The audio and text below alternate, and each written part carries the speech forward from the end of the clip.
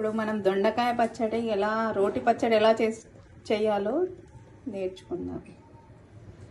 దానికి కావాల్సిన పచ్చిమిర్చి, పుదీనా, కొత్తిమీర, దొండకాయలు. ప్యాన్ పెట్టి దాంట్లో కొంచెం ఆయిల్ వేసి పచ్చిమిర్చి వేయాలి, కొంచెం గోలించాలి.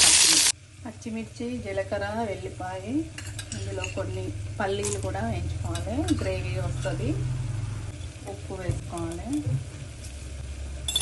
వేసి దీన్ని మెత్తగా మిక్సీ చేసి ఇట్లా మెత్తగా పేస్ట్ లాగా చేసుకున్నాక ఈ ఉడికించిన దొండకాయని కొంచెం కొంచెంగా వేసుకొని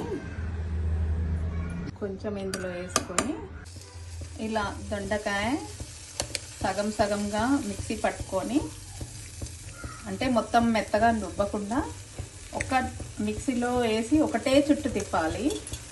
ఇలా పోపు ప్యాన్ పెట్టుకొని పోపు గింజలు వేసి జీలకర్ర, ఆవాలు, ఎండుమిర్చి, కొద్దిగా పసుపు, ఇలా అయింది కదా. దీన్ని ఇలా తీసి మనము రుబ్బి పెట్టుకున్న దాని మీద పచ్చడి పైన వేస్తే చూడండి ఎలా ఉందో. మనం ఈరోజు కాయ పచ్చడి, ఇది రసం నెక్స్ట్ టైం మీకు మళ్ళీ చేసే వీడియోలో చూపిస్తాను, అది కూడా చాలా బాగుంటుంది.